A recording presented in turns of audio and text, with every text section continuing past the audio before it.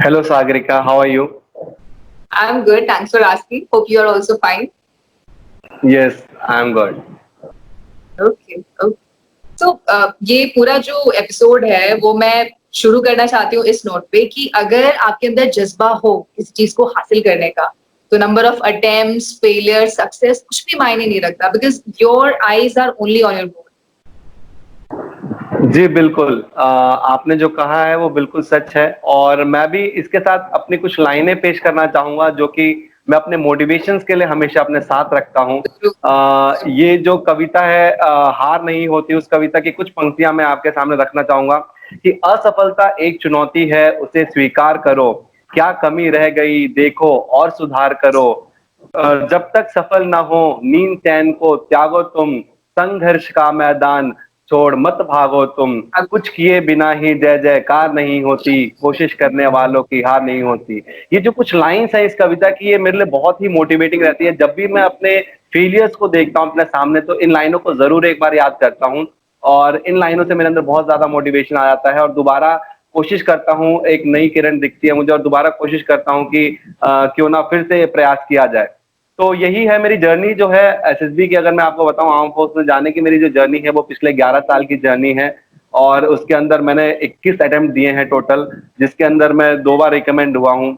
Recently जो मैंने territorial army का एसएसबी क्लियर किया है, इससे पहले मैं एएफ कैट का एसएसबी भी एक बार क्लियर कर चुका हूँ, बट उसमें मैं मेरिट आउट था।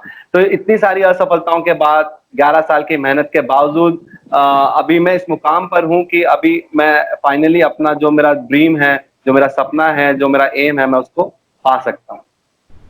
मुझे ताज्जुब हो रहा है ये जानकर कि लोग 11वें अटेम्प्ट में ही ओनली इन 11th अटेम्प्ट वो अपनी हिम्मत हार जाते हैं और आपने 21 अटेम्प्ट्स फॉर कंसिस्टेंटली 11 इयर्स आप देते रहे। This is like hats off to you. ये बहुत मुश्किल है, ये जज्बा अपने अंदर बनाए रखना, ये स्पिरिट बनाए रखना, it's very difficult and the result of all your hard work and everything is now your recommendation. Yes, देखिए मैं सभी लोगों को ये मैसेज देना चाहता हूँ आपके वीडियो के थ्रू कि कभी भी अपने जीवन में जो है हार नहीं मानना है। देखिए आप अपने जीवन में कई मकसद रख सकते हैं। देखिए जैसे मेरे जीवन का जो पहला मकसद था वो आर्म फोर्स में जाने का ही था, जो first aim of my life to get into the arm force ये था। और दूसरा, मैं अपने जीवन के लिए बहुत सारी चीजें करता था। जैसे मेरा इंटरेस्ट क्या है मैं उसको फॉलो करता था। मेरा इंटरेस्ट टीचिंग का है तो मैं टीचिंग फील्ड में था। मैंने अपनी बीएससी कंप्लीट करी, फिर एमएससी, फिर बीएड एमएड कंप्लीट करा, फिर मैं प्रोफेशनली टीचिंग लाइन में आ गया। तो इस तरीके से मैं टीचिंग में अपना मेरा जो इंटरेस्ट था उसमें मैंने कायम रखा, उसमें मेरी अर्निंग भी होने लग गई, अच्छी अर्निंग भी करता हूं मैं। तो ये सारी चीजें तो अपने मकसद को, जीवन के मकसद को कहीं नहीं छोड़ना है, लेकिन ये नहीं कि आप पूरा उसी के भरोसे लाइफ टाइम बैठे रहें। ठीक है, अपनी जिंदगी को आगे चलाना है तो आपके पास प्लान बी जरूर होना ही चाहिए। ठीक है, क्योंकि किस्मत हो सकता है कभी आपका साथ दे। हमेशा मेहनत आप कर रहे हैं लेकिन हो सकता है किस्मत कभी आपका साथ ना दे, लेकिन अगर आपने मेहनत बहुत अच्छी करी है तो किस्मत आपके साथ हमेशा रहेगी। बिल्कुल, और आपके केस में तो देर आए दुरुस्त है वाली बात है और आपने बिल्कुल ये बात, मैं इससे बिल्कुल सहमत हूँ आपसे कि आपको प्लान बी भी रखना पड़ेगा because you never know life में क्या हो जाए क्या नहीं। अब जैसे ये कोरोना क्राइसिस ही किसी ने देखी थोड़ी ना थी, but it's happening with us. Yes. Yes. Very well, need to have a plan. So Shashikant sir, मेरा जो जो सबसे पहला सवाल जो हर किसी के जहन में आता है किसी भी सक्सेस स्टोरी को जब वो सुनते हैं तो that what was stage one और वहां से लेके स्टेज लास्ट तक मुझे वो सारी स्टोरी आपकी पता करनी है, प्लीज हमें बताइए। देखिए टेरिटोरियल आर्मी की मैं अगर अपनी पूरी जर्नी बताऊं तो ये स्टार्ट हुई थी 2019 में, जब मेरे पास मेरे कोई भी अटेम्प्ट नहीं थे आर्म फोर्सेज में जाने के। तो इससे पहले भी मैंने टेरिटोरियल आर्मी का एग्जाम दिया था, बट रिटन क्वालिफाई नहीं हुआ था। मैंने तब मेरे पास रेगुलर एंट्रीज के भी बहुत सारे चांसेस थे, तो मैं ज्यादा फोकस अपना रेगुलर एंट्रीज में रखता था। तो मैं सीडीएस आईएमए इन सब की तैयारी करता था। उस समय भी मैंने एक बार टेरिटोरियल आर्मी भर दिया, बिकॉज इसका एज लिमिट जो है वो 18 से 42 है, तो मैं एलिजिबल था उस समय। तो मैंने एग्जाम दिया था, but I was not serious at that time because I have regular entry. But मेरे जो सारे चांसेस है वो 2016 में मेरे खत्म हो चुके थे। तो उसके बाद मैंने जो देखा टेरिटोरियल आर्मी का एग्जाम 2018 में हुआ नहीं था बिकॉज वुमेन का केस था सुप्रीम कोर्ट का। तो 2019 में जब नोटिफिकेशन आया तो मैंने देखा कि अरे मेरे को फिर एक बार मौका मिल रहा है, मैं इसके लिए एलिजिबल हूँ, मेरे को फिर एक बार मौका मिल रहा है। तो मेरे अंदर वापस वही जोश आ गया, यार मेरे को आर्म फोर्सेस में जाने का मौका मिल रहा है, इसको क्यों छोड़ा जाए। मैंने अपना नोटिफिकेशन देखा, मैंने उसको फिलअप किया फटाफट। फिर हमारा जो एग्जाम हुआ था वो जुलाई में रिटन एग्जाम हुआ था। टेरिटोरियल आर्मी के अंदर 3 स्टेजेस होते हैं।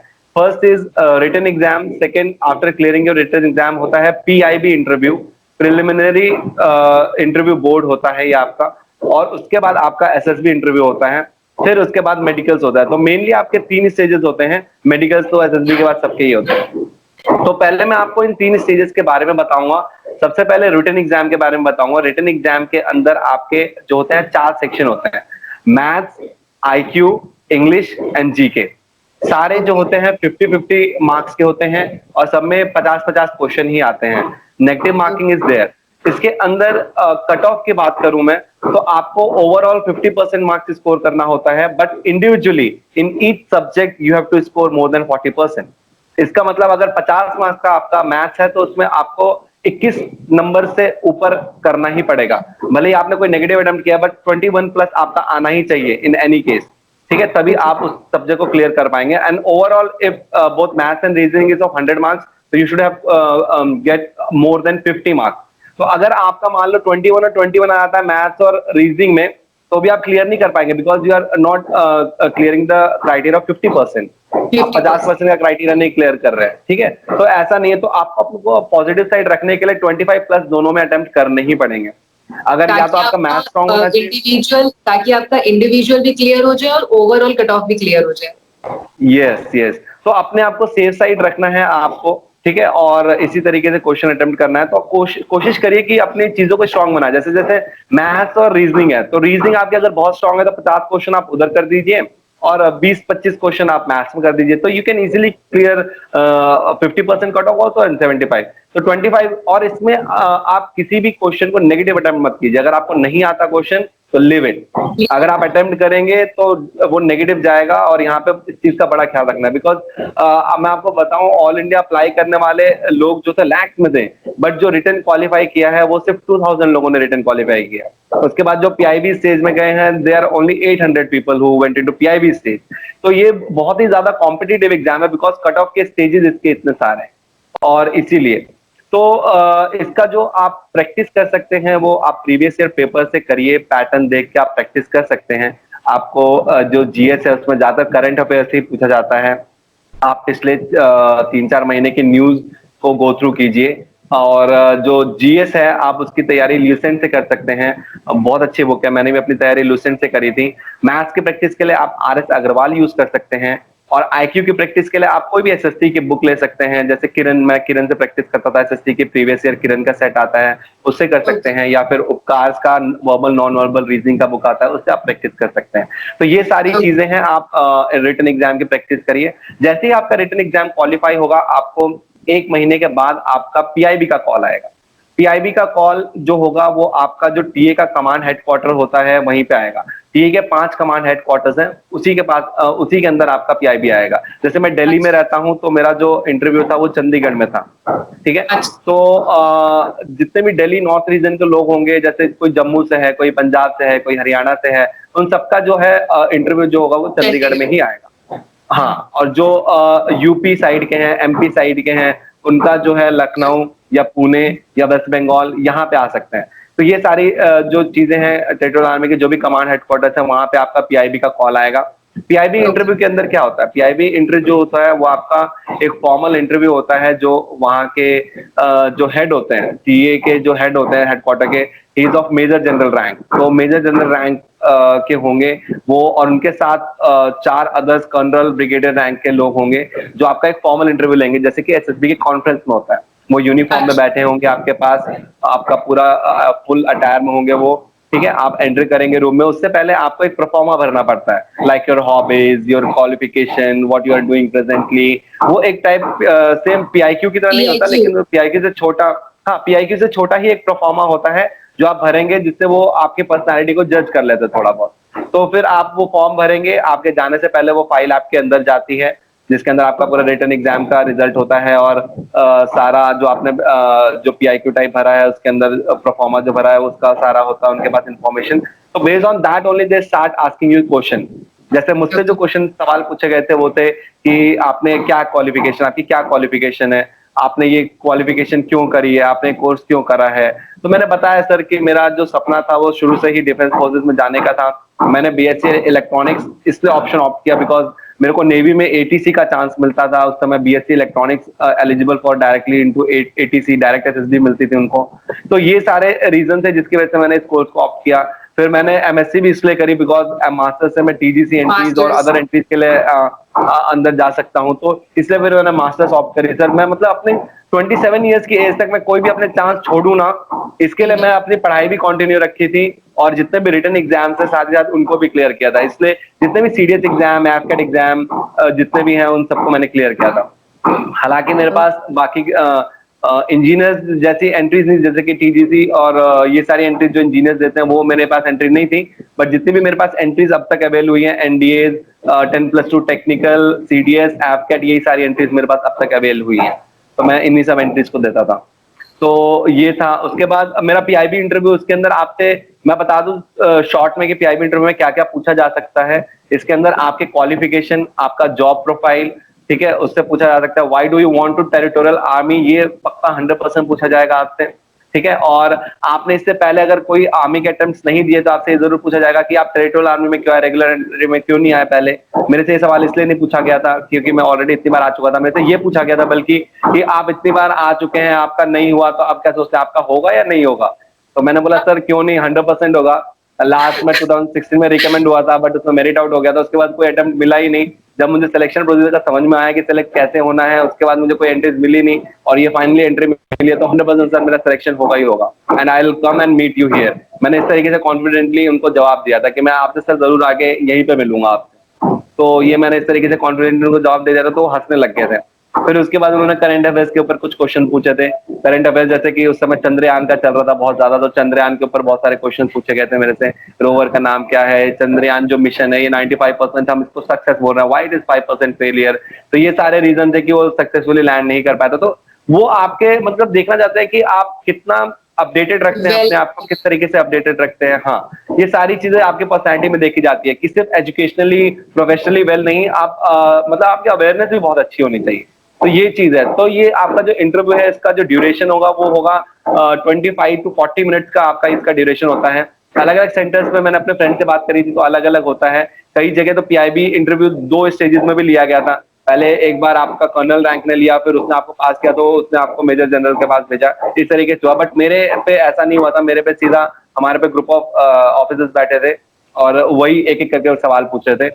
तो ऐसा नहीं है कि जैसे कॉन्फ्रेंस होता है एक ही बंदा पूछता है, वैसा नहीं है ये। यहाँ पे 5 ऑफिसर्स बैठे तो 5 में से कोई से भी पूछ सकते हैं आपसे कुछ भी। वहाँ पे साइकोलॉजिस्ट भी बैठे होते हैं, वहाँ पे इंटरव्यूअर्स भी बैठे होते हैं और वहाँ पे जो प्रेसिडेंट ऑफ द हेडक्वार्टर है वो भी बैठे होते हैं। तो सब बैठे होते हैं, सब आपके रिस्पॉन्स को जज कर रहे होते हैं, आपकी बॉडी लैंग्वेज, आपका यूनिफॉर्म, हर एक चीज देखते हैं कि आप कितना फॉर्मल अटायर में है, आप वेल मैनर्ड है कि नहीं है, आपके बॉडी साइंस, लैंग्वेज, ये सारी चीजें वो क्लियरली ऑब्जर्व करते हैं, ठीक है। तो इन सब चीजों का आपको ध्यान रखना है पीआईबी को अटेंड करते हैं। उसके बाद आपका जैसे ही पीआईबी इंटरव्यू क्लियर होगा, जैसे कि मैंने आपको पहले बताया कि 2000 लोगों ने रिटन क्लियर किया, फिर 800 लोगों ने पीआईबी क्लियर किया। तो पीआईबी में जो रिजेक्शन होता है वो इसी कारण होता है, लोगों को क्लियर नहीं होता है क्यों टेरिटोरियल आर्मी में आना क्यों चाहते हैं, first thing. Second thing is लोग अपडेटेड नहीं रखते अपने आप को, बोल देते सर हम जॉब में बिजी हैं, तो एक्सक्यूजेस कभी काम नहीं करेंगे। आर्म फोर्सेस में you can never give excuses for anything, तो आपको अपडेटेड रखना ही पड़ेगा। अगर आपको पता है कि आपको आप सिलेक्शन के लिए जा रहे हो तो रीड करना शुरू करो, आपको अपने आप को अपडेटेड रखना ही पड़ेगा।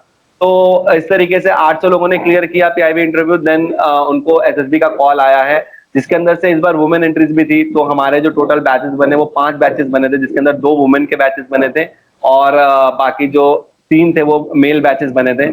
और इसके अंदर एक 1 बैच के अंदर 250 लोगों को कॉल अप आया था एक बैच के अंदर। हमारे 3 बैचेस हो चुके हैं इस टाइम तक। कोविड की वजह से 2 बैचेस पोस्टपोन हो गए थे जो कि जुलाई में शेड्यूल्ड है, 24 जुलाई को। तो टीए के जो है एक बार में जो मेल बैचेस है उसके अंदर 250 को कॉल अप आती है, जो फीमेल बैचेस है उसके अंदर कम को कॉल अप आती है, 150 के अराउंड कॉल अप आती है, क्योंकि फीमेल जो थी वो ज्यादा थी भी नहीं टीए के अंदर, तो बहुत कम क्वांटिटी थी फीमेल्स की, इसलिए उनकी कॉल अप उसी अकॉर्डिंग थी। तो इस बार जो कॉल अप बनी थी वो पूरी भोपाल की बनी थी। टीए की ज्यादातर कॉल अप जो है भोपाल सेंटर मिलता है उनको, इससे पहले भी जो टीए होता है वो भोपाल में ही हुआ था, तो भोपाल सेंटर मिला है। तो जितने भी टीए के बैचेस बनते हैं सब भोपाल में ही बनते हैं, इलाहाबाद और कोई सेंटर में नहीं बनते। तो फिर कॉल अप आया, फिर हमें मैं अपने फिर एसएसबी का एक्सपीरियंस आपसे शेयर करूं तो मैं गया था 31st ऑफ जैन को। 31st ऑफ जैन को मैं गया वहां पे कॉल अप था अकॉर्डिंगली। तो सारे जितने भी टीए के थे, टीए का जो एज ग्रुप है वो 42 तक है, तो वहां पे बहुत सारे एज ग्रुप के लोग आपको देखने को मिलेंगे, यंग भी मिलेंगे, हमसे हमसे बहुत ज्यादा सीनियर भी मिलेंगे, बड़े बहुत भी एक्सपीरियंस मिलेंगे। लोग भी आते हैं। यस, तो I have seen people like of age of 40 years, मतलब 40 साल 42 साल तक, 40 साल तक के लोग मैक्सिमम मैंने देखे थे कि वो वहां पे आए थे एसएसबी देने के लिए। बट मैं इसके अंदर एक और चीज मेंशन करना चाहता हूं कि जो 40 इयर्स या 40 प्लस है, वो अपना जो एलिजिबिलिटी क्राइटेरिया है प्लीज उसको ध्यान से पढ़ के करें, बिकॉज टीए का जो सिलेक्शन प्रोसीजर है पूरा 1.5 ईयर्स लेता है।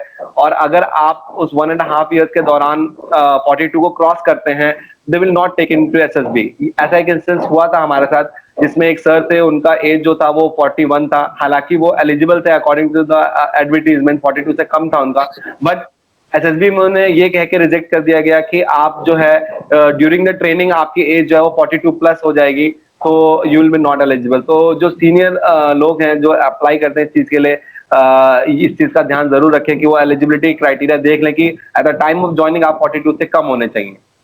तो इस चीज का जरा कैलकुलेशन करके वो अप्लाई करें उस चीज के लिए, क्योंकि आप इतने सारे चीजेस क्लियर करके आप आगे पहुंच रहे हैं, फिर एकदम से डिसहार्टनिंग होगी वहां पे केसेस में कि आपको वहाँ पे कॉल से आप जा रिजेक्ट नहीं कर दिया पाए। गया बिकॉज। तो हाँ, तो ये जाहिर सी बात है, ये थोड़ा सा अपसेट कर देता है मूड को, तो ये चीज नहीं होनी चाहिए, तो इसको थोड़ा सा ध्यान में रखें। बाकी सब 40 से नीचे जितने भी हैं, they are most welcome, they can apply for it, ठीक है, और इसमें आ सकते हैं। तो एसएसबी की जो जर्नी है मैंने आपको बताई, on 31st Jan there were total 199 people who reported on the first day वहां पे। उसके अंदर से जो है 39 लोग जो थे वो फर्स्ट स्क्रीनिंग को क्लियर किया। तो स्क्रीनिंग इज ऑल्सो टफ, आपको उसकी तैयारी करनी पड़ेगी। 20-20 का ग्रुप बनता है आपका जीडी डिस्कशन का, उसके अंदर से 20 के अंदर से हर ग्रुप में 3-4 ऐसे ही सिलेक्शन होते हैं। तो ये आपको देखना पड़ेगा, क्योंकि यहाँ पे जो टीए है उसके अंदर सब मिक्स नेचर के आते हैं, कोई फ्रेशर होता है, कोई रिपीटर होता है, तो यहाँ पे ज्यादातर लोग रिपीटर्स भी होते हैं, फ्रेशर्स भी होते हैं, तो ये सारे कैटेगरी के लोग यहाँ पे होते हैं। तो आपको देखना पड़ेगा, ये मिक्स द बैच होता है, इसमें ऐसा कुछ नहीं है फ्रेशर बन गया रिपीटर बन गया, ऐसा कुछ नहीं होता इसके अंदर। हालांकि ऐसे जो फर्स्ट टाइम टीए आते हैं जिनकी एज ज्यादा है तो उनको एक अलग बैच दिया जाता है, बट इसमें सब मिक्स होता है। जैसे मैं अगर बताऊं तो मैं 20 अटेम्प्ट वाला ऑलरेडी था वहां पे, मेरे साथ जो लोग थे वो 2-4 अटेम्प्ट वाले भी थे, एक अटेम्प्ट वाले भी थे जो रिपीटर्स हैं। तो ऐसे भी होगा, ऐसा नहीं है कि आप रिपीटर हो तो मतलब आपका रिपीटर के साथ बनेगा, अब आपके साथ रिपीटर कितने भी अटेम्प्ट हो सकता है, ठीक है। तो ये थी वहां पे। उसके बाद स्टेज 1 39 लोगों का क्लियर हुआ, उसके बाद पूरा अपना एसएसबी का प्रोसेस चलता है, जो चलेगा वो हम लेटर ऑन डिस्कस करेंगे उस चीज के बारे में एक एक करके, ठीक है। तो ये एसएसबी का पूरा प्रोसेस चला। उसके बाद मेडिकल्स जो है वो 5 दिन के चले थे टोटल।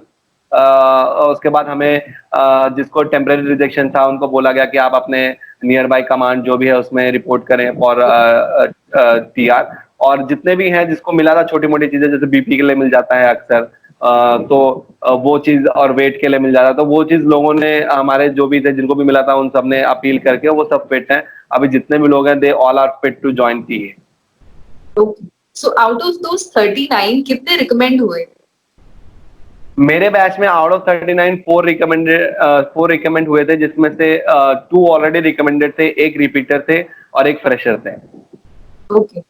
अच्छा, आपने जो बताया पूरा मुझे सुन के जो समझ में आ रहा है कि पीआईबी एक स्टेज है जो कि रेगुलर जो एंट्रेंसेस है उनसे डिफरेंट है।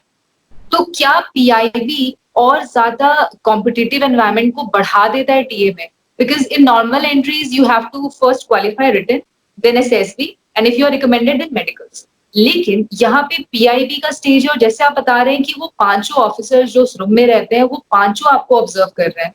अगर एसएसबी की इंटरव्यू की बात करें तो आपका आईओ सामने है, वो आपसे सवाल पूछ रहा है, लेकिन एट अ टाइम पीआईबी में 5 लोग आपको एनालाइज कर रहे हैं। So what's your thought on this? जी देखिए, पीआईबी जो है बिल्कुल कॉम्पिटिटिव लेवल को बढ़ा देता है। पीआईबी जो है एक और स्क्रीनिंग स्टेज हो गया, ये आपकी पूरी पर्सनालिटी को जज करते हैं। वो 5 ऑफिसर्स हैं, दे आर ऑफ इंटरव्यूइंग, मतलब वो इंटरव्यूअर के लेवल के होते हैं ना, जो हमारे एसएसबी में इंटरव्यूअर्स होते हैं कर्नल ब्रिगेडियर रैंक के होते हैं, तो वो उसी लेवल के हैं। और मेजर जनरल जो होता है वो पूरे बोर्ड का प्रेसिडेंट होता है। तो आप सभी रैंक के लोग वहां पे बैठे हैं और वो पूरा जज कर रहे हैं आपको। तो पीआईबी बिल्कुल एक स्क्रीनिंग स्टेज ही है, वो आपकी पर्सनैलिटी को जज कर रहे हैं कि whether you are fit into TA और नॉट।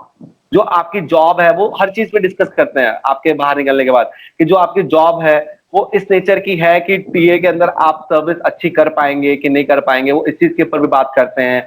ठीक है, ऐसा नहीं है कि देखिए अगर कभी कोई ऐसा कोई जॉब वाला बंदा आ गया जैसे जो प्राइवेट ऑर्गेनाइजेशन में काम कर रहा है और वो एक अच्छी पोस्ट में है और वो ये बोल देता है इंटरव्यू में जाके कि सर मैं इतना टाइम नहीं दे पाऊंगा टीए में, जैसे वो बोल रहा है कि 6 महीने की आपकी रिक्वायरमेंट है टीए में, बोल रहा है सर मैं सिर्फ 2 महीने ही स्पेयर कर सकता हूँ, अगर उसने ऐसा कुछ बोल दिया तो then they will take decision कि इसको अंदर लेना है कि नहीं लेना है। देखिए पीआईबी इंटरव्यू जैसे कि आपने बोला कि ये सेकंड स्टेज है और ये डेफिनेटली एक स्क्रीनिंग स्टेज है। व्हाई? बिकॉज जैसे कि मैंने आपको डेटा बताया कि 2000 लोग रिटन एग्जाम क्लियर कर रहे हैं और उसमें से सिर्फ 800 लोग पीआईबी को क्लियर कर रहे हैं, तो 1200 लोगों का रिजेक्शन हो गया। यहाँ पे आप देख रहे हैं मोर देन 60% लोग are rejected into PIB interview. तो ये सब है। हाँ, तो पीआईबी इंटरव्यू के अंदर जो आपके क्वेश्चंस पूछे जाते हैं वो आपकी पूरी पर्सनालिटी बेस्ड होते हैं, आपके जॉब से रिलेटेड होते हैं, आपका मोटिवेशन देखते हैं फैक्टर कि टीए में ये बंदा अच्छे से काम करेगा या नहीं, what is the motivation factor behind कि इसको ज्वाइन करना है। Because regular army already strength बहुत ज्यादा है, टीए के स्ट्रेंथ जो कम है वो टीए की स्ट्रेंथ को बढ़ाना चाहता है, बट उसके पीछे एक मोटिवेशन फैक्टर भी होना चाहिए कि एज के साथ इसकी मोटिवेशन कम तो नहीं होगी ज्वाइन करने की। तो ये सारी चीज को देखा जाता है, तो मोटिवेशन आपका हमेशा हाई होना चाहिए जब भी आप पीआईबी इंटरव्यू को कर रहे हैं अटेम्प्ट। और दूसरी चीज जो है आपका नॉलेज जो है बहुत अच्छा होना चाहिए, जो भी आपकी चीजें आपकी लाइफ में हो उससे रिलेटेड जो क्वेश्चन पूछे जाएंगे, जिस तरीके से आपके एसएसबी के इंटरव्यू में पूछे जाते हैं सेम उसी टाइप के क्वेश्चन पूछे जाएंगे, करंट अफेयर से रिलेटेड क्वेश्चन पूछे जाएंगे। तो ये सारे चीजों के जवाब आपको बहुत कॉन्फिडेंटली देना पड़ेगा। और why do you want to join TA, इसका आंसर भी आपको बहुत सोच समझ के अच्छे से देना पड़ेगा। तो ये चीजें हैं और इसको बहुत अच्छे से अटेम्प्ट देंगे तो आपका डेफिनेटली क्लियर हो जाएगा। ये कोई मुश्किल स्टेज नहीं है, तो इससे ज्यादा डरने की जरूरत नहीं है। Be confident and be motivated. Okay, that's great. लेकिन अगर मैं मतलब एज एन आउटसाइडर मैं समझना चाहूँ, अगर मैं कंपेयर करूँ टीए को रेगुलर आर्मी से, तो सैलरी, प्रमोशन या ट्रेनिंग साइकिल में क्या डिफरेंस है एक रेगुलर आर्मी के ट्रेनिंग का साइकिल में और टीए के ट्रेनिंग साइकिल? देखिए रेगुलर एंट्री जैसे कि मैं आईएमए की बात करूं सीडीएस के थ्रू, तो आईएमए का जो होता है ट्रेनिंग पीरियड जो होता है 1.5 ईयर्स का होता है, 18 मंथ्स का होता है। और उसके बाद उनकी जो सैलरी होती है वो सैलरी जो ब्रैकेट होता है वो, देखिए सैलरी ब्रैकेट में कोई डिफरेंस नहीं है, जो टीए का सैलरी ब्रैकेट होता है वो सेम है जो रेगुलर आर्मी का है। डिफरेंस बस उनकी ट्रेनिंग में आता है और प्रमोशन में आता है। मैं आपको इसके बारे में बताता हूँ। आप जब रेगुलर एंट्री से आप कमीशन होते हैं तो you will become lieutenant and after 2 years of gap you will become captain. But यहाँ पे टीए के अंदर the day you join your unit you become lieutenant. After 2 or 3 days they will commission you as a lieutenant in the TA unit after joining your unit. And आपका फिर 1 month का basic training start होता है, वहीं TA unit के अंदर ही होगा जहाँ पे आपका कॉल अप आएगा। उसके बाद जो है आपका यहाँ पे जो टीए का जो ट्रेनिंग होता है वो देवलाली नासिक में होता है। टीए ट्रेनिंग स्कूल है वहाँ पे, देवलाली नासिक में है। वहाँ पे आपकी 2 to 3 मंथ्स की ट्रेनिंग होगी, वेपन ट्रेनिंग होती है। उसके बाद आपको फॉलोड बाय आईएमए में 3 मंथ्स की ट्रेनिंग होती है। एसीसी स्कूल है आईएमए के अंदर, वहाँ पे आपका 3 मंथ्स का ट्रेनिंग होएगा। उसके बाद followed by different courses like if you want to go for any extra courses like if you want to go for para special courses you can opt so। लेकिन उसके अंदर फिर आपको जो उसके प्री रिक्वायरमेंट है उसको क्लियर करना पड़ेगा, जो फिजिकल रिक्वायरमेंट्स है स्पेशल फोर्सेस को ज्वाइन करने के उन चीजों को क्लियर करना पड़ेगा। यहाँ पे मैं बता दूं, जो लोग स्पेशल फोर्सेस में इंटरेस्टेड हैं ज्वाइन करने के लिए, तो TA gives you opportunity to join special forces as well. TA के अंदर 2 स्पेशल फोर्सेस यूनिट हैं, 106, 103। ये जो है पैरा एसएफ फोर्सेस हैं, यहाँ पे आप as a TA officer join कर सकते हैं। तो ये चीज है। और सैलरी का मैंने आपको बता दिया, सैलरी की जो कंपैरिजन है वो बिल्कुल सेम है, वहां पे कोई डिफरेंस नहीं आएगा सैलरी के अंदर। जो टाइम पीरियड है टीए के अंदर जो होता है वो एम्बॉडीमेंट डिसएम्बॉडीमेंट होता है। That means minimum of 3 months of service you have to give every year. तो 3 महीने की सर्विस आपको हर साल देनी ही पड़ेगी टीए के अंदर। Maximum it depends upon you, if you are free for more than 3 months you can opt so. तो every 6 months they will take a letter from you कि if you are free in this schedule और not.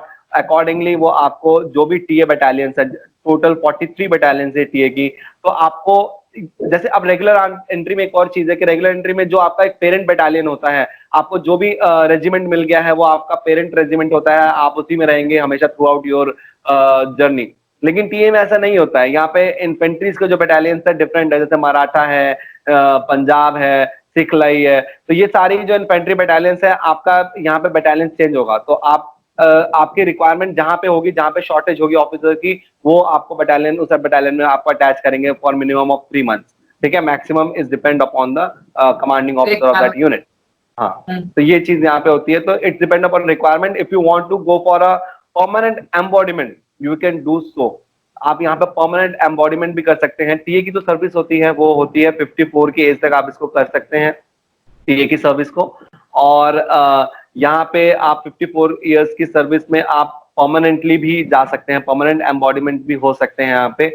वो depend करेगा again how you are working in your unit, आप कितने hard working है, आपका ACR कितना बढ़िया है उसके ऊपर, और आपका कमांडिंग ऑफिसर आपको इस चीज की अपॉर्चुनिटी आपको प्रोवाइड करता है कि परमानेंट की कि नहीं करता है। तो there are lot of officers in TA who is doing permanent, left their private jobs and they are doing it permanent, and there are many who are doing their jobs as well as they are doing a TA.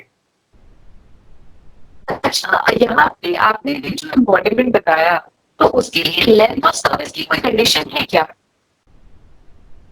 देखिए, जो आपके eligibility है वो तो है 54 years तक आप service कर सकते हैं टीए के अंदर। और मैं बताऊं आपको कि कुछ लोग ये भी डाउट में रहते हैं कि टीए में पेंशन है कि नहीं है। तो टीए में पेंशन भी आपको बिल्कुल मिलेगी, लेकिन उसके लिए आपको 20 इयर्स की फिजिकल सर्विस देनी पड़ेगी, जो कि एक रेगुलर आर्मी का बंदा देता है। 20 इयर्स, अगर कोई ऑफिसर होता है उसके लिए 20 इयर्स का होता है, जवान के लिए 15 इयर्स का होता है। तो अगर कोई ऑफिसर टीए का 20 years of regular physical service देता है, दैट मींस एम्बॉडीमेंट है उसका 20 इयर्स का, then he is eligible for pension as well in TA. और अगर उससे कम है तो फिर नहीं है पेंशन के लिए एलिजिबल। अच्छा, ओके। अच्छा, मैं आपसे यहाँ पे ये समझना चाहूंगी, जैसे जो नोटिफिकेशन आता है तो उसमें एक टर्म आता है डिपार्टमेंटल एंड नॉन डिपार्टमेंटल। तो सर आप मुझे ये बताइए कि ये डिपार्टमेंटल और नॉन डिपार्टमेंटल क्या है। ऑल्सो अगर कोई, जैसे हम रेजिमेंट की बात करते हैं, तो आपकी बात सुन के मुझे जहाँ तक समझ में आ रहा है कि रिक्वायरमेंट के हिसाब से आपकी पोस्टिंग उस रेजिमेंट में होगी। Please correct me if I am wrong. नहीं, हाँ बिल्कुल, जो जहाँ पे आपके वैकेंसीज होंगी वहां पे आपका एम्बॉडीमेंट होगा। ओके, अच्छा। और डिपार्टमेंटल और नॉन, यस, देखिए आपने डिपार्टमेंटल नॉन डिपार्टमेंटल बहुत अच्छा क्वेश्चन पूछा है, ये बहुत सारे लोगों को नहीं पता होता है। तो इसके अंदर मैं बता दूं आपको, डिपार्टमेंटल टीए वो यूनिट्स होती हैं, जैसे कि रेलवेज हो गया। इंडियन आर्मी को रेलवेज की बहुत जरूरत होती है for transportation of their tanks, trucks, ठीक है। तो अपने राशन, इन सारी चीजें के ट्रांसपोर्टेशन के लिए रेलवेज की बहुत जरूरत होती है। और इंडियन रेलवेज ने स्पेशल एक टीए यूनिट बनाया हुआ है, जितने भी उस ट्रेन के ऊपर वर्किंग होते हैं वो सारे टीए यूनिट्स के लोग होते हैं, ठीक है। और जो यहाँ पे डिपार्टमेंटल टीए यूनिट्स है वो होती है इकोलॉजिकल टास्क फोर्स हो गई। इसके अंदर मेरी एक लिस्ट है, एक बार, जैसे कि एएसपी की सर्विस हो गई, सिग्नल्स के हो गए, जनरल हॉस्पिटल के हो गए, रेलवेज के हो गए, ये सारे डिपार्टमेंटल्स हैं। इसका मतलब if I am a railway employee, अगर मैं एक रेलवे एम्प्लॉय हूँ और मैं टीए आर्मी को ज्वाइन करना चाहता हूँ, मेरा पैशन आर्मी को ज्वाइन करने का भी है, तो मैं सीधा अपने डिपार्टमेंटल हेडक्वार्टर में जाके वहां पे एप्लीकेशन दे सकता हूँ कि सर मैं आर्मी ज्वाइन करना चाहता हूँ एंड मैं टीए की डिपार्टमेंटल आर्मी को ज्वाइन करना चाहता हूँ। तो डेफिनेटली उसका फिर वहां से सिलेक्शन प्रोसेस वो उनका डिफरेंट होता है। जो ये सिलेक्शन प्रोसेस है जिसमें नोटिफिकेशन आती है, ये नॉन डिपार्टमेंटल की है, जहाँ पे आपको रिटर्न पीआईबी एंड एसएसबी देना पड़ता है। ये नॉन डिपार्टमेंटल की है, यहाँ पे आपको सिर्फ और सिर्फ इन्फेंट्री बटालियंस ही मिलेंगे।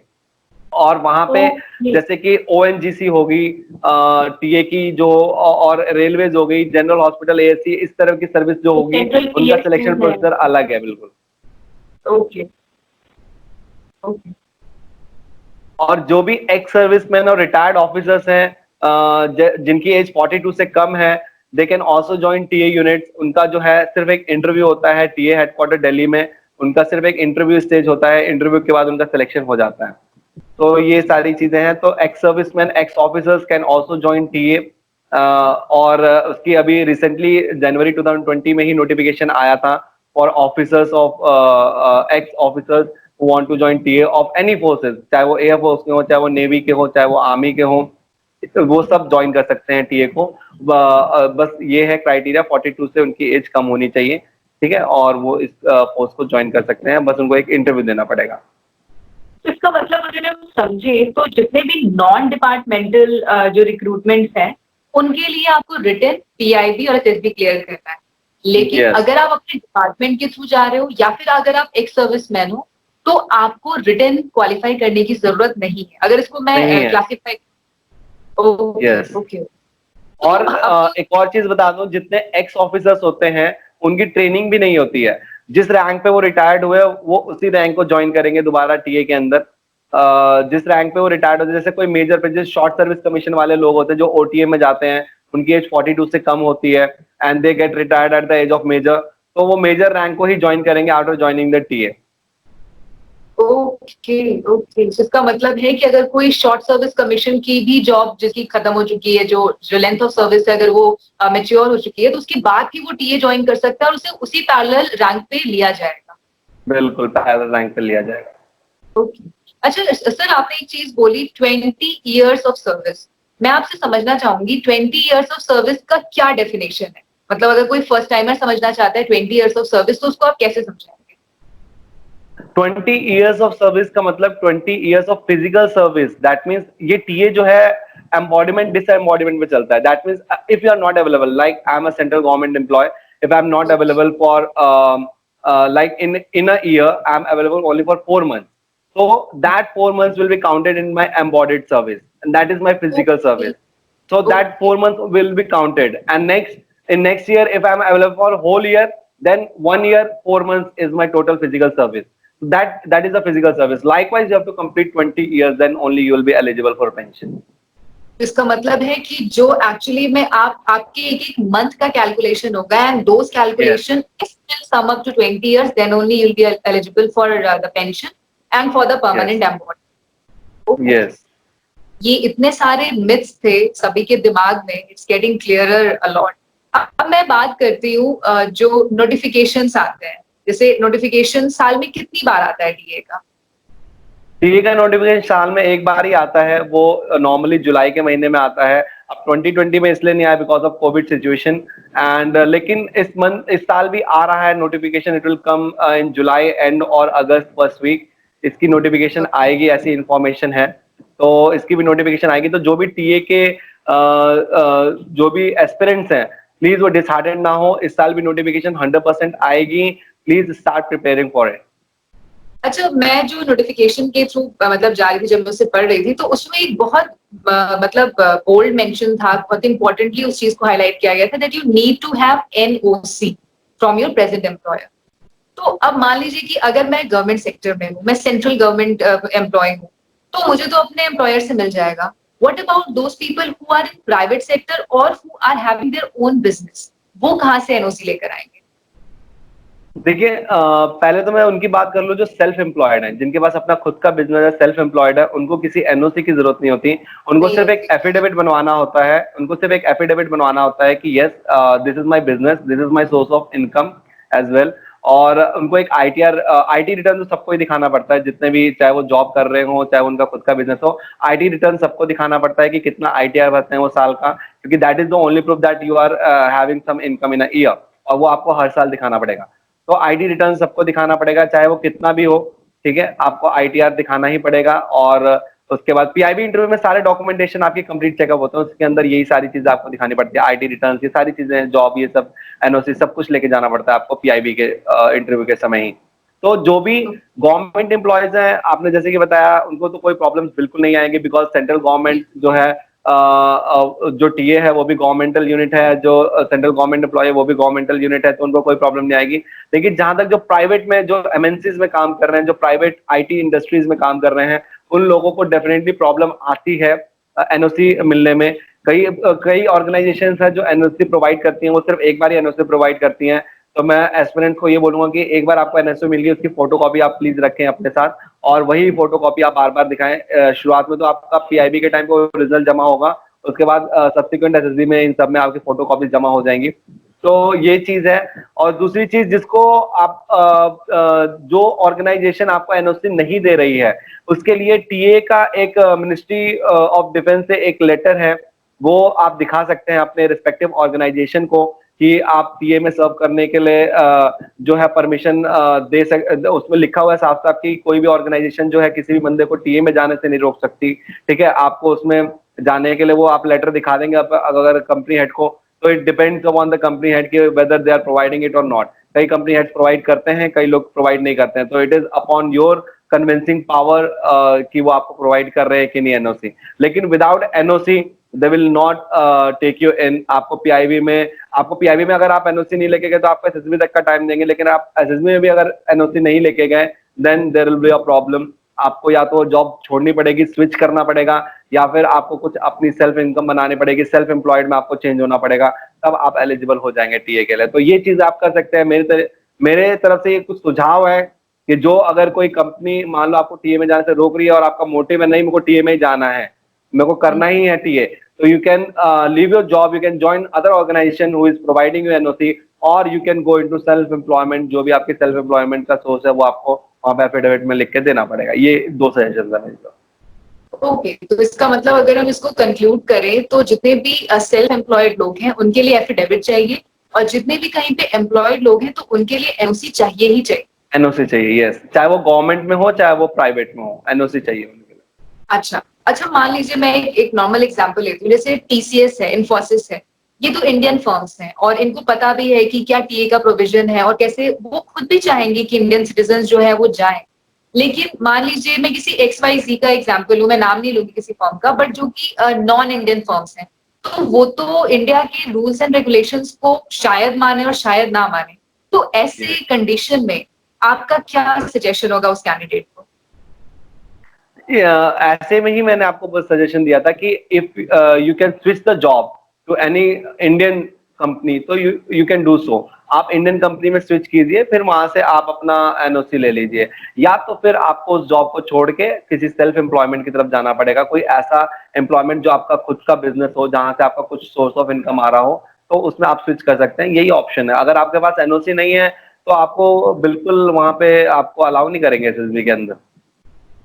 लेकिन आपने एडवर्टीजमेंट में आपने शुरुआत में जो चीज कंपनी लिख दी है, आप बीच में स्विच नहीं कर सकते। आपको ये सब चीजें एडवर्टीजमेंट अप्लाई करने से पहले ही सोचना है। कभी आप ये सोचे कि नहीं मैं XYZ कंपनी से मैंने वहां पे मैं सर्विंग था तो वहां से भर दिया, फिर बीच में आपने कंपनी स्विच कर दी, एसएसबी में जा रहे हो, कोई और कंपनी बता रहे हो, तो this will not work out. आपको एप्लीकेशन अप्लाई करने से पहले ही ये सारी चीजें करनी पड़ेंगी। इधर you can fill self employment और you can fill company which can provide you NOC. आपको ये दोनों चीजों में करना पड़ेगा ऑप्शन डिसाइड। तो प्री रिक्विजिट्स में एनओसी की भी बात हो गई। अब मैं ये पूछना चाहती हूँ, जैसे आपने एग्जाम्स जो हैं वो रेगुलर एंट्रीज के भी दिए हैं और आपने टीए के भी दिए हैं, क्या आपको डिफिकल्टी लेवल में कोई डिफरेंस दिखा, या आपको लगता है कि दोनों ही एग्जाम्स जो हैं वो नॉर्मल और या फिर पैरेलल डिफिकल्टी लेवल के हैं? नहीं, देखिए टीए का एग्जाम का जो लेवल है वो मैंने 2 बार दिया है टीए का एग्जाम, तो थोड़ा लेवल जो है इसका डिफरेंस है। और इसका डिफरेंस यहाँ पे भी आ जाता है कट ऑफ को लेके, क्योंकि आप नॉर्मली देखिए सीडीएस का एग्जाम अगर मैंने देखा है तो उसके अंदर आप यूपीएससी में अगर 21-25 नंबर भी आप लेके आ रहे हैं आउट ऑफ 100 मार्क्स, तो आपका इंडिविजुअली कट ऑफ क्लियर हो जाता है। और ओवरऑल कट ऑफ जो होता है वो आपका अगर आईएमए को क्लियर करना है तो 110-115 पे आपका क्लियर हो जाता है आईएमए का, ठीक है। और ओटीए का 89-90 नंबर अगर आपका आ रहा है तो ओटीए का भी क्लियर हो जाता है जीएस और इंग्लिश में, यस। तो ये चीजें हैं। लेकिन यहाँ पे आपका जो क्राइटेरिया है वो 20% 30% का नहीं है, यहाँ पे सीधा 50% का क्राइटेरिया है और इंडिविजुअली 40% का क्राइटेरिया है। तो अपने आप ही सिलेक्शन प्रोसेस थोड़ा सा टफ हो जाता है। और इसका जो लेवल है वो डेफिनेटली यूपीएससी सीडीएस एग्जाम के बराबर का लेवल है, उससे कम नहीं है, उससे ज्यादा ही है, उससे कम नहीं है कहीं पे भी। तो एफकैट सीडीएस के लेवल का ही एग्जाम होता है, एसएससी के लेवल का ही एग्जाम होता है। यहाँ पे एक बेनिफिट ये भी है, आपको टाइम ज्यादा मिलता है, आपको 2 घंटे मिलते हैं यहाँ पे। जैसे एसएससी का एग्जाम है उसमें आपको 1 घंटे मिलते हैं, ठीक है, और क्वेश्चन ज्यादा होते हैं। यहाँ पे आपको 2 घंटे मिलते हैं 100 क्वेश्चन के लिए। दैट मीन्स आपको 120 मिनट मिल रहा है 100 क्वेश्चन करने के लिए, तो आपको बहुत ज्यादा टाइम मिलता है। जबकि अदर उसमें नहीं है, आपको एसएससी में आपको 60 मिनट मिलेंगे 120 क्वेश्चन करने के लिए, तो वहां पे जस्ट हाफ है टाइम, यहाँ पे आपका सीधा डबल है। तो अगर आप अपने आप को एसएससी के लेवल तक की तैयारी रखते हैं तो डेफिनेटली आपका रिटन क्लियर हो जाएगा। ओके। अच्छा, अब जो दूसरी बात है मेरे जहन में वो है एग्जाम सेंटर्स को लेकर। मैं जब चेक कर रही थी तो मुझे बड़ा ताज्जुब हुआ ये जानकर कि दिल्ली एग्जाम सेंटर नहीं है। तो how will you explain it? देखिए टीए जो है वो अपना एग्जाम खुद कंडक्ट करवाती है, ये कोई यूपीएससी या फिर कोई और अदर ऑर्गेनाइजेशन एसएससी है वो एग्जाम नहीं कंडक्ट करवाती। तो जो टीए जो है उसको एक फंड मिलता है एग्जाम कंडक्ट करवाने के लिए, और नॉट टू वेस्ट फंड, वो थोड़ा फंड को सेव करने की साइड में रहता है, इसलिए उनके जो एग्जाम सेंटर्स हैं वो उनके कमांड हेडक्वार्टर्स के आसपास ही होते हैं। जो उनके ओ, कमांड हेडक्वार्टर्स होंगे वहीं पे होंगे, ताकि उनको ट्रांसपोर्टेशन में ज्यादा खर्चा ना हो या किसी एग्जामिनेशन हॉल को बुक करने का ज्यादा खर्चा ना हो। तो to save the fund of army they conduct such examination. आप वहां पे जाइए। और यहाँ पे देखिए प्रॉब्लम ये भी एक प्रॉब्लम इस तरीके से भी हम इसको देख सकते हैं कि आप एक एम्प्लॉयड पर्सन है तो you can afford to travel. ठीक है, यहाँ पे आप ऐसा नहीं है कि आप अनएम्प्लॉयड हैं, आप एक कैंडिडेट स्टूडेंट लेवल पे हैं और you are not earning anything and this thing. तो टीए में सब कोई अर्निंग होता है, तो they can travel by their own personal vehicle और प्लेन और फ्लाइट, जैसे भी जाना है वैसे जाइए आप। तो आप अपना जो जर्नी का पूरा खर्चा है वो आप खुद अफोर्ड कर सकते हैं। जो एग्जामिनेशन सेंटर है वो टीए अपना मैनेज कर लेता है। जो भी स्कूल्स होते हैं गवर्नमेंट स्कूल्स को बुक करता है नॉर्मली वो, तो उसमें उनका कोई भी वो लगता नहीं है। बस जो उनका खर्चा होता है वो पेपर प्रिंटिंग का आता है। तो ये है, तो they can save a lot of fund regarding this, इसलिए वो जो है अपना एग्जाम सेंटर जो अपने हेडक्वार्टर्स के आसपास रीजन में ही रखते हैं। Okay, okay. सो अगर हम पूरे दोनों प्रोसेसेस को कंपेयर करें, रेगुलर आर्मी के एसएसबी को और टीए के एसएसबी को, क्योंकि आपने दोनों दे रखा है, तो आपके हिसाब से ज्यादा टफ कौन सा है? देखिए मैं इसको ऐसे कंपेयर करूंगा कि आप अगर आईएम एंट्री के लिए जा रहे हैं तो आपकी एज 24 के आसपास होगी। आप टीए के लिए जा रहे हैं तो आपकी एज 37 38 भी हो सकती है। तो यहाँ पे इंटेलेक्चुअल लेवल में थोड़ा सा डिफरेंस आ जाता है। देखिए आप टीए एंट्री के लिए जा रहे हैं तो यहाँ पे जो है आपको थोड़ा सा मेच्योरिटी लेवल अपना इंक्रीज करके जाना पड़ेगा। आप आईएमए के लिए जा रहे हैं, थोड़ा सा मेच्योरिटी लेवल कम भी रहेगा, तो दे कैन जज यू अकॉर्डिंगली। लेकिन हाँ, क्योंकि वहां पे एज फैक्टर कम है। लेकिन यहाँ पे जो है टीए के अंदर एज फैक्टर क्योंकि ज्यादा होता है, मतलब 18 से 42 है, तो वेरिएंट बहुत ज्यादा है। तो वहां पे लोग 21 वाले भी आते हैं, वहां पे लोग 38 वाले भी आते हैं। तो डेफिनेटली उनकी जो डिफरेंस है, उनके एक्सपीरियंसेस में जो डिफरेंस है, उसकी वजह से उन दोनों का जो इंटेलेक्ट लेवल होगा वो बहुत अलग होगा। और हालांकि दोनों एक ही ग्रुप में जब होंगे, जीटीओ का ग्रुप हो चाहे कोई भी ग्रुप हो, वो एक ही साथ होंगे, तो वहां पे उन सबको मैनेज करना। तो यहाँ पे कॉम्पिटिशन थोड़ा ज्यादा है। एक 21 का बच्चा जो है वो डिस्कस कर रहा है और एक 38 के जो सीनियर मेंबर है वो डिस्कस कर रहे हैं, तो उनका इंटेलेक्चुअल लेवल में डिफरेंस आएगा। जाहिर सी बात है, उनके एक्सपीरियंस और इंटेलेक्चुअल लेवल में डिफरेंस होगा। तो आपको उस लेवल का रखना पड़ेगा, अपने आपको तैयार जो है उस लेवल का रखना पड़ेगा कि आप हाँ कहीं पे भी जाएं तो ऐसे लोगों के बीच में बैठ के बात कर सकें जहां पे आपका नॉलेज जो है वो सुप्रीम है, मतलब आपको बहुत अच्छी नॉलेज है, आप बहुत अच्छे एक्सपीरियंस के साथ बात कर रहे हैं वहां पे।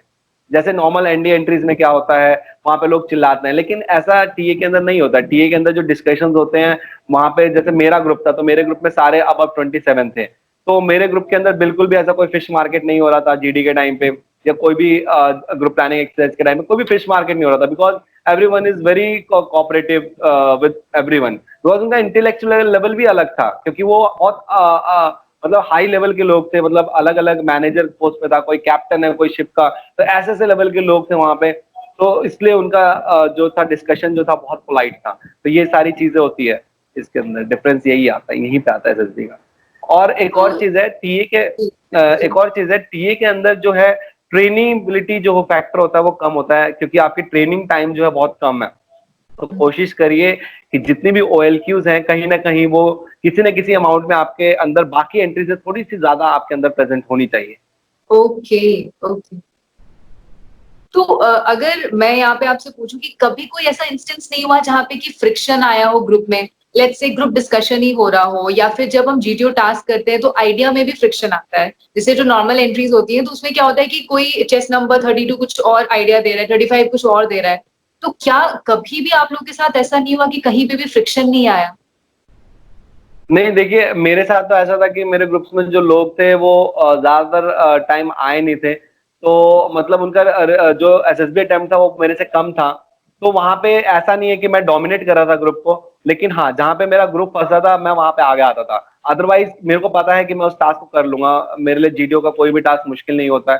मेरे को पता है हमेशा कि I am always at the backup, तो मैं हमेशा 3rd या 4th नंबर पे रहता था और देखता था कि मेरे ग्रुप के मेंबर क्या कर रहे हैं। अगर मेरे को लगता था कि मेरे ग्रुप के मेंबर अच्छा आइडिया दे रहे हैं तो मैं उनको बस बोल देता था yes you are doing good and we can cross it like this.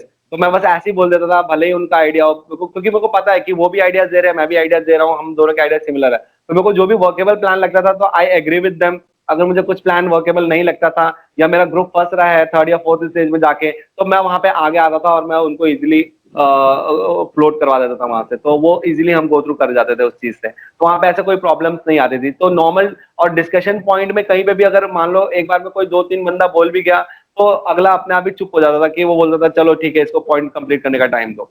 तो इस तरीके से जीडीओ सर भी बहुत इंप्रेस थे, वो भी बोल रहे थे कि चलो ठीक है, मैं जीडी का टाइम इंक्रीज कर देता हूँ। 15 मिनट का टाइम था, उन्होंने 25 मिनट कर दिया। तो by the time 25 minutes every point जो होते हैं Everything जीडी was के सारे discussed. खत्म हो जाते हैं। यस, और फिर रिपीटेटिव होने लगते हैं। तो जब रिपीटेटिव हो तो आप समझ लो कि जीडी का पॉइंट सारे खत्म हो चुके हैं। तो सर ने बोला था कि जब रिपीटेटिव होने लग जाएंगे point, I will stop this GD. तो ऐसा ही हुआ था हमारे ग्रुप में। तो रिपीटेटिव जब होने लग गया था तो दे स्टॉप द जीडी। तो दोनों जीडी में हमको ज्यादा टाइम भी मिला। और मैं यही सजेस्ट करूंगा बाकी बच्चों को भी कि अपना कोऑर्डिनेशन ग्रुप में इतना अच्छा होना चाहिए कि जब डिस्कशन करो सबको बोलने का मौका मिलेगा, चाहे वो 8 मेंबर्स का ग्रुप हो, बिल्कुल चाहे वो सही। 10 मेंबर का ग्रुप होता है, सबको बोलने का मौका मिलता है, सब अपना पॉइंट्स रखते हैं। तो कभी भी फिश मार्केट नहीं होना चाहिए। स्क्रीनिंग वाले दिन तो फिश मार्केट को रोक नहीं सकता, लेकिन उसके बाद जब 8 या 10 मेंबर्स होते हैं तब तो आप डेफिनेटली इस चीज को कंट्रोल कर सकते हैं। तो फिश मार्केट को अवॉइड करें, ठीक है। जीडी में अपने पॉइंट्स को रखें, इफेक्टिवली रखें। कभी भी कोई लिमिटेशन नहीं है नॉलेज की, ठीक है। आप कितने भी पॉइंट्स बोल Absolutely. सकते हो किसी भी जीडी के ऊपर। तो इस चीज का वो होना चाहिए। अच्छा, तो जैसे अगर हम नॉर्मल इंटरव्यू की बात करें तो उसमें एक सीक्वेंस ऑफ क्वेश्चंस वो पूछते हैं, like tell me about your schooling, then your favourite teacher, your favourite subject. सही है, उसी ढर्रे पे क्वेश्चंस पूछे गए थे आपसे भी टीए इंटरव्यू में? जी, रैपिड फायर तो सेम रहता है। देखिए टीए के लिए स्पेशली अपने सिलेक्शन सिस्टम के अंदर हम कोई चेंज नहीं कर सकते, या हम ऑफिसर्स को नहीं चेंज कर सकते कि टीए की एंट्री आ गया, आप ऑफिसर्स को चेंज कर दो, नहीं। They are all same officers. हमसे पहले जो है एनडीए बैच का जो जिन ऑफिसर्स ने सिलेक्शन किया था उन्होंने टीए बैच का करा, तो हमारे पास सीडीएस का बैच आया तो उनका भी उन्हीं ऑफिसर्स ने सिलेक्शन किया। तो ऑफिसर्स सेम होते हैं, एसएसबी प्रोसीजर पूरा सेम है, सब कुछ सेम है, क्वेश्चन सेट ऑफ क्वेश्चंस भी सेम है। बस ये है कि अब आपका टीए एंट्री में जाने के बाद जॉब के बारे में ज्यादा क्वेश्चंस हो जाते हैं। वो आपका डिपेंड ओके। करता है पॉइंट टू पॉइंट। वो पीआईक्यू के ऊपर डिपेंड करता है कि आपका जॉब क्या। जैसे एक स्टूडेंट जा रहा है तो उसके फिर स्कूल लाइफ के बारे में ज्यादा पूछेंगे।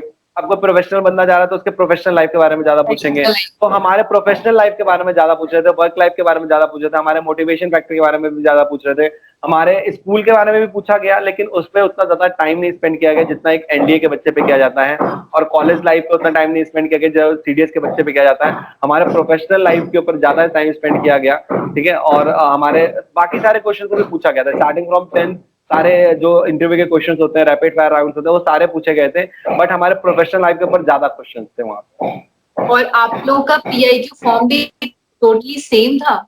सेम, सब कुछ same, yes. PIQ form okay. बिल्कुल सेम होता है, सारे फॉर्म्स एसएसबी के अंदर सब कुछ सेम होता है, कोई भी डिफरेंस नहीं है वहां पे। हमारी जो फाइल होती है पीआईबी के टाइम पे, हमारी एक पूरी फाइल बनती है जिसके अंदर हमारे सारे डॉक्यूमेंट्स होते हैं उसके अंदर, स्टार्टिंग फ्रॉम हमारा 10th का लेवल टिल हमारा ग्रेजुएशन, पोस्ट ग्रेजुएशन, सारी डिग्रीज और सब कुछ, सबका फोटोकॉपी होता है। तो वो जो फाइल हमारी पीआईबी में तैयार होती है वो पूरी की पूरी फाइल एज इट इज वो हमारे एसएसबी बोर्ड में जाके हमें मिलती है। सेम जो फाइल होती है वो वहां से ट्रांसपोर्ट होकर हमारे एसएसबी बोर्ड में आती है, और एसएसबी बोर्ड में एज इट इज पूरी की पूरी फाइल हमें दोबारा मिलती है, और वो बोलते हैं हमें चेक करो प्लीज आपके डॉक्यूमेंट्स में सारे हैं कि नहीं। तो हम वहाँ पे at the time of screening हम देखते हैं उस फाइल को, और ये देखते हैं उसके अंदर कि हाँ हमारे सारे डॉक्यूमेंट्स के अंदर मौजूद है। जो मेडिकल सर्टिफिकेट होता है वो हमें एक्स्ट्रा लगाना पड़ता है, और जो कैरेक्टर सर्टिफिकेट है वो हमें एक्स्ट्रा लगाना पड़ता है उसके अंदर। तो मेडिकल और कैरेक्टर सर्टिफिकेट हर बार हमें बना के लेके जाना पड़ता है, वो पीआईबी में भी बना के लेके जाना पड़ता है और वो एसएसबी में भी बना के लेके जाना पड़ता है, क्योंकि उसकी वैलिडिटी 2-3 महीने की होती है।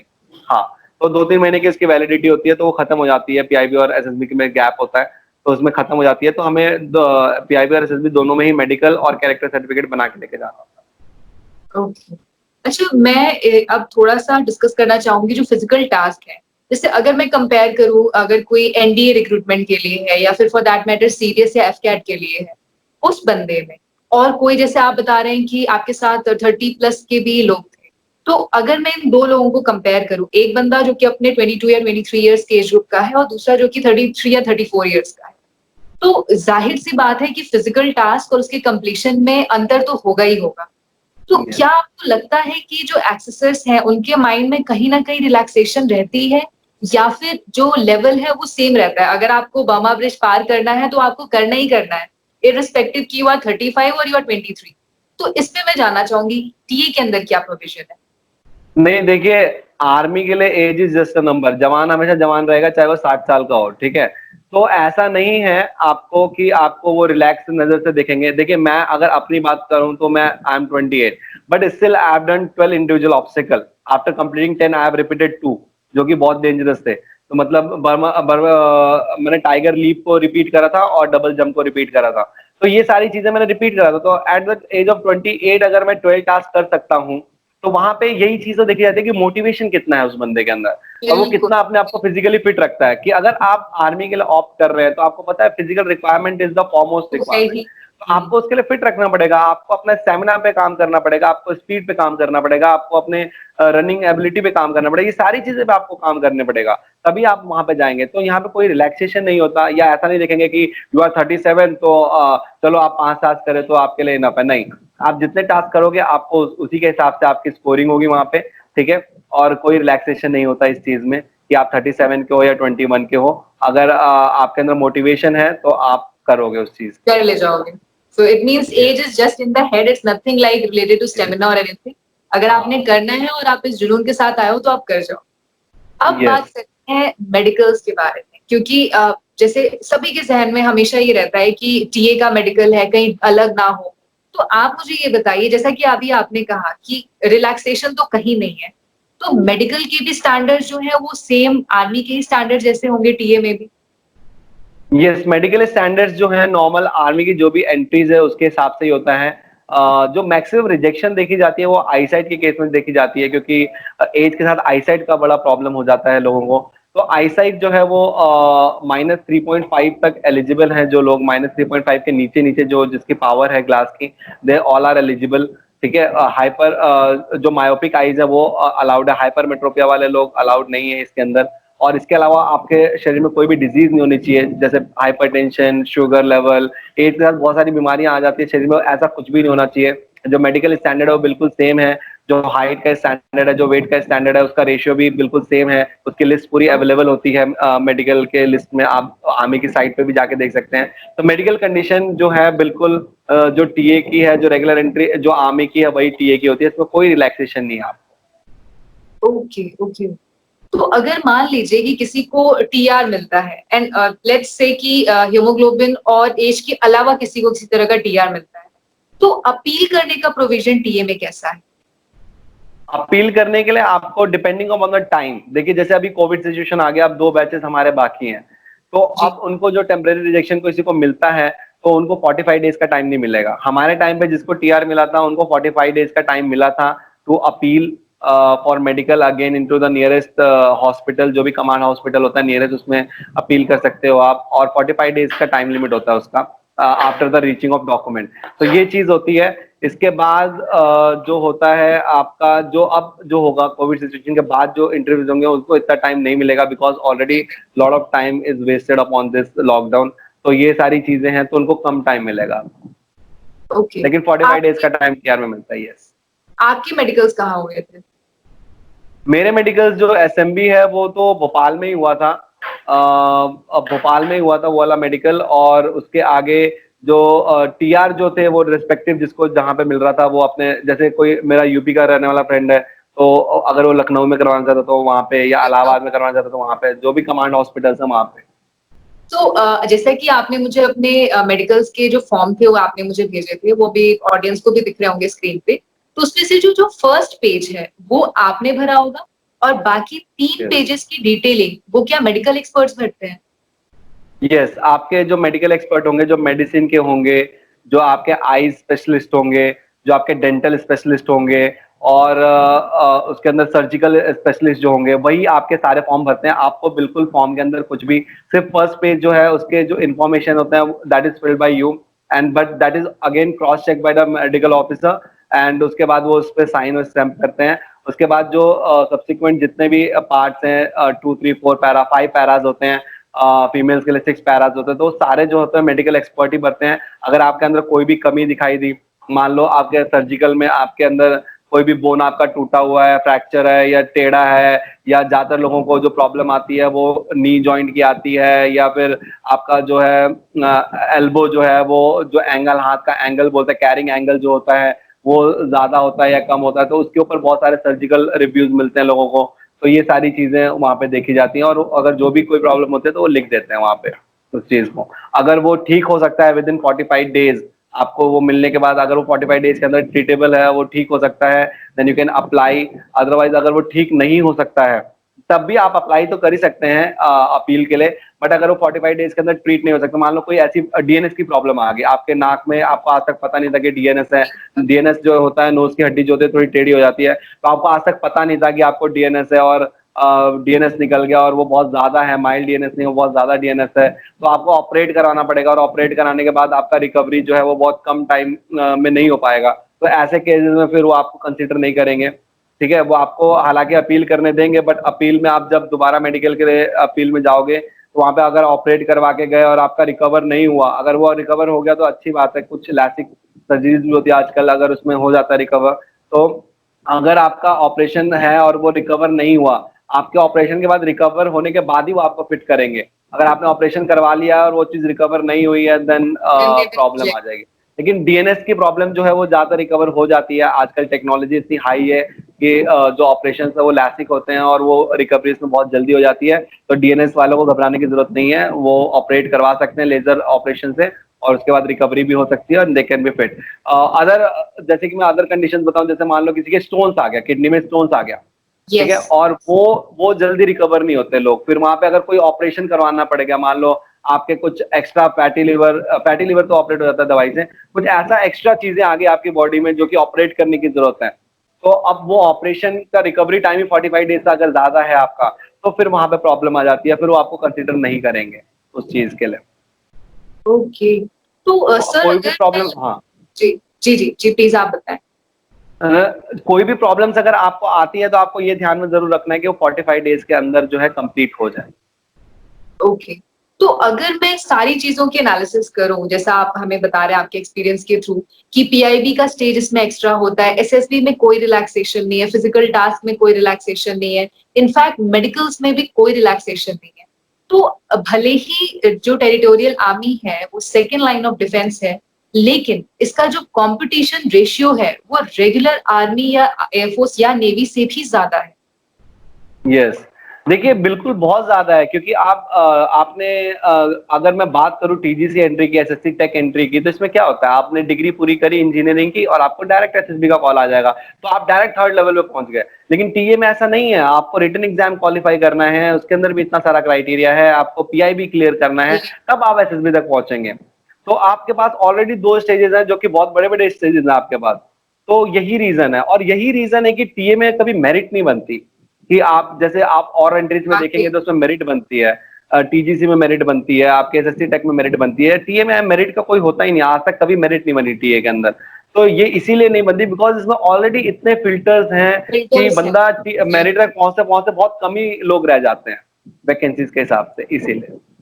Absolutely absolutely.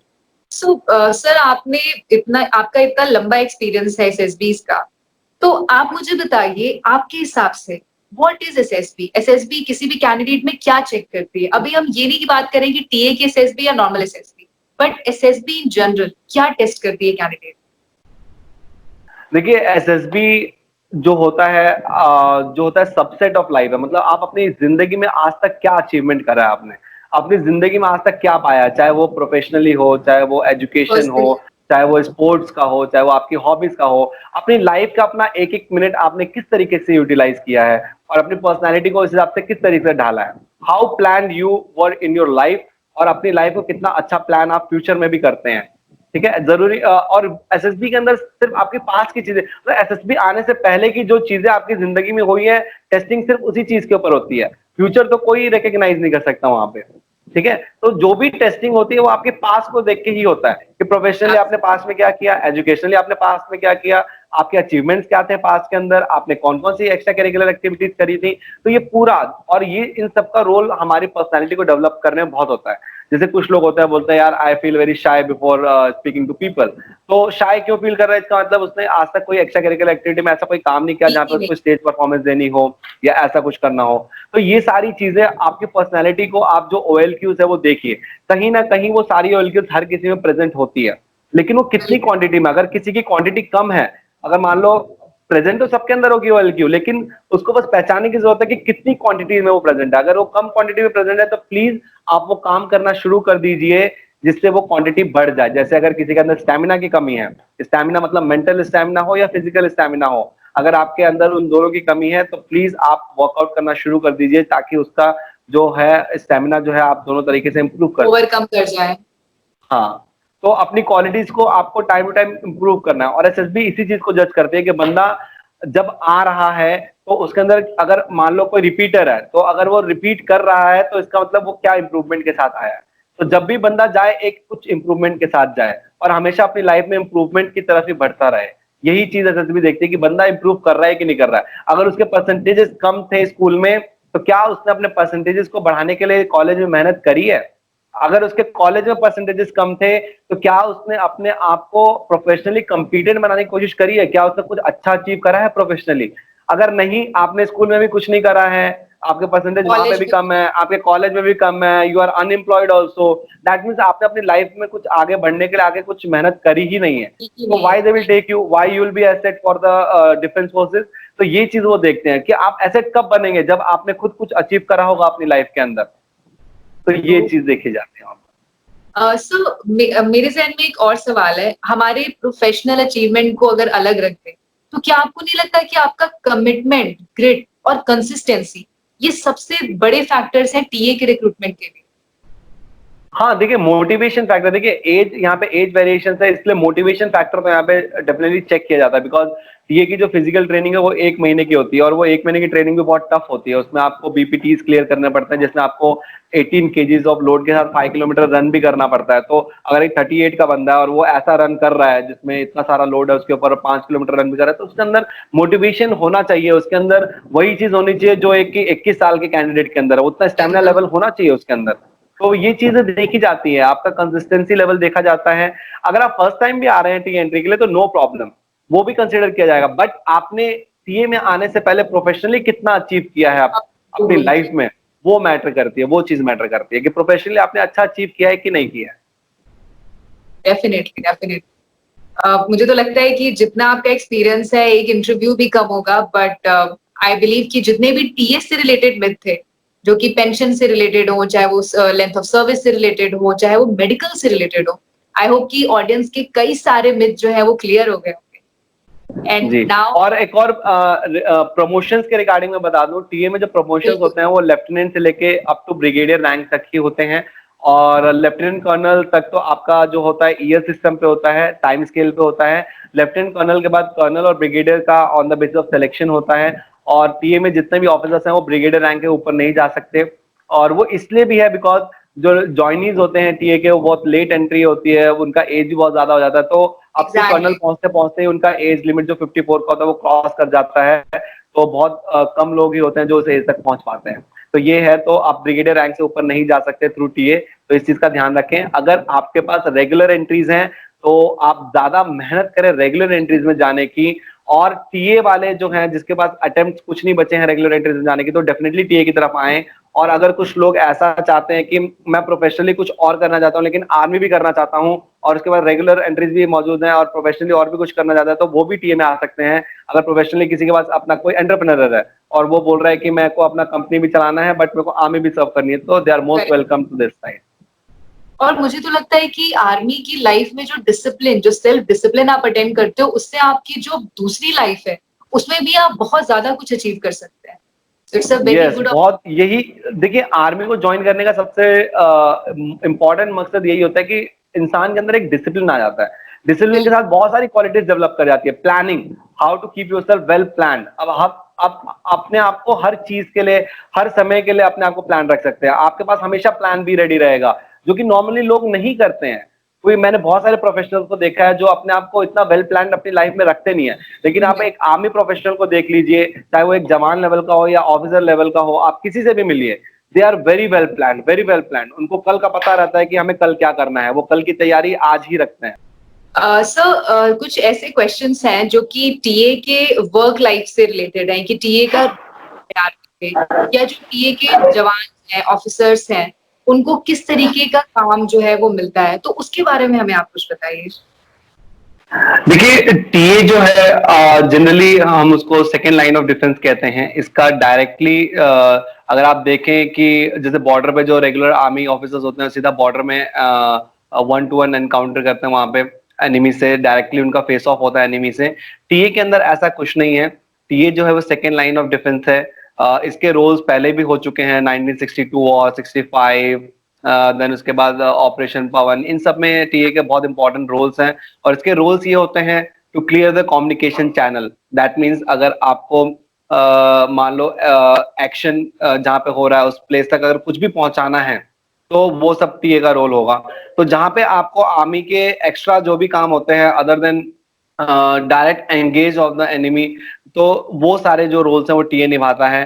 टीए का अभी रिसेंटली जो ऑपरेशन चल रहा है वो नमामि गंगे करके भी चल रहा है, गंगा क्लीनिंग ऑपरेशन चल रहा है आर्मी का, वो टीए कर रही है।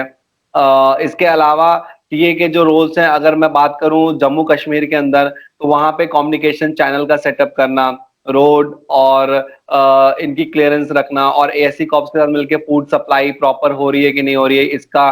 फिर मैंने आपको बताया टीए रेलवेज जो है प्रॉपरली अपने चीजों टैंक्स और ट्रक्स को प्रॉपरली पहुंचा पा रहे हैं कि नहीं यहाँ पे, तो ये भी टीए का रोल होता है। तो ये सारे जो रोल्स होते हैं। इसके अलावा आपका कोई नेचुरल क्लैमिटीज आ गई, कोविड सिचुएशन है, इसके अंदर भी टीए की ड्यूटीज लगती हैं। तो जितने भी नेचुरल क्लैमिटीज है इसके अंदर भी जो आर्मी जो रोल करती है वो सारा टीए का होता है। इसके अलावा अगर हमने कोई इंटरनेशनल गेम होस्ट किया है तो उसके अंदर भी टीए का रोल होता है। तो ये सारे रोल जो है टीए करती है। उसका मतलब है कि जो फाउंडेशन लेवल पे काम होता है वो टीए के सारे ऑफिसर्स मिलके करते हैं। Okay. हाँ, ऑफिसर्स और जवान, जवान की जो रिक्रूटमेंट होती है टीए की वो भी सेम सिमिलरली जो रेगुलर आर्मी के जवान होते हैं उन जैसी ही है, रैली भर्ती निकलती है टीए आर्मी की, और उनका भी क्राइटेरिया सर्व करने का इतना ही होता है। वो भी एम्बॉडीमेंट बेस पे ही सेलेक्ट किए जाते हैं। और क्या उनके में भी एज लिमिट 18 से 42 की रहती है? हाँ, उनकी भी सेम एज लिमिट है 18 to 42। जवान लेवल पे भी 18 to 42 एज लिमिट है। हम टेरिटोरियल आर्मी को हिंदी में प्रादेशिक सेना कहते हैं, और इसकी जो रैली भर्ती निकलती है इसको हम बोलते हैं, वो जवानों के लिए होती है रैली भर्ती। और जो ऑफिसर्स लेवल की होती है वो टीए नोटिफिकेशन जो आती है वो इंडियन टेरिटोरियल आर्मी .gov.in के ऊपर इसकी सारी नोटिफिकेशन आती है टीए की। तो सर अगर मैं ट्रेनिंग की बात करूं तो टीए के जो रिक्रूट्स होते हैं उनको सिर्फ 3 महीने की ट्रेनिंग दी जाती है, लेकिन हम अगर इसको कंपेयर करें सीरियस लेवल के जो रिक्रूट्स होते हैं तो उनकी 1.5 साल की ट्रेनिंग होती है। तो आपको क्या लगता है कि कंपैटिबिलिटी कैसे इंश्योर की जाए, क्योंकि 3 महीने की ट्रेनिंग और 1.5 साल की ट्रेनिंग काफी लंबा डिफरेंस है इन दोनों के बीच में।